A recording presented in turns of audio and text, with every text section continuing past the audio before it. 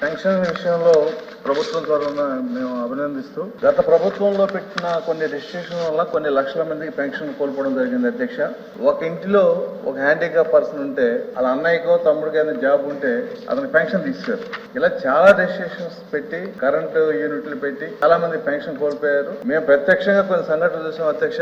2 కాళ్ళు 2 చేతులు లేని వాళ్ళు కూడా పెన్షన్ తీశారు. ఏంటి అంటే వాళ్ళ అన్నకో తమ్ముడికో ఉద్యోగం ఉందని చెప్పి. కాబట్టి అవన్నీ కూడా ఈ ప్రభుత్వం కన్సిడర్ చేసి రిలాక్సేషన్ చేసి అందరికీ పెన్షన్ ఇస్తామని చెప్పి మేనిఫెస్టోలో కూడా ఉంది. మేము మినిస్టర్ గారు కోరుకునేది ఏంటంటే అది వెంటనే అమలు చేయాలి అధ్యక్ష. ఎందుకంటే మనం ఏదో కొంచెం టైం తీసుకుంటే వాళ్ళకి జీవనోపాధి పోయే పరిస్థితి ఉంది. కాబట్టి మేము మినిస్టర్ గారిని సభ అడిగేది ఏంటంటే అటువంటి రిలాక్సేషన్ ఉంటే వెంటనే ఇచ్చి వాళ్ళని ఆదుకోమని చెప్పి నేను కోరుకుంటున్నాను. అర్హులైన వారికి ఎలిజిబిలిటీ క్రైటీరియాలో వాళ్ళ రిక్వెస్ట్ ని ప్రాసెస్ చేసుకోవడానికి దానికి వెబ్సైట్ ఏదైతే ఉందో అది ఓపెన్ చేయాల్సిన అవసరం ఉంది సార్. అది ఖచ్చితంగా రానున్న దగ్గర కాలంలో కూడా అది పర్మిట్ చేసే విధంగా మేము ప్రయత్నం చేస్తున్నాం. గత ప్రభుత్వంలో చాలా కండిషన్స్ పెట్టారు అధ్యక్ష. అంటే చాలా మంది చిన్న ఆఫీస్ లో బాయ్ గవర్నమెంట్ ఎంప్లాయీ అయినా కూడా వాళ్ళ ఇంట్లో ఎవరికైనా పెన్షన్దారులు అర్హులైన పెన్షన్దారులు ఉంటే వాళ్ళని తీసేయడం జరిగింది. అది కూడా మేము ఎక్సైజ్ చేసి దానికి ఏ రకంగా ప్రణాళిక చేసి భవిష్యత్ కాలంలో వాళ్ళ ఎలిజిబిలిటీని క్రైటీరియా కన్సిడర్ చేస్తూ వాళ్ళని కూడా పరిగణలోకి తీసుకునే విధంగా మేము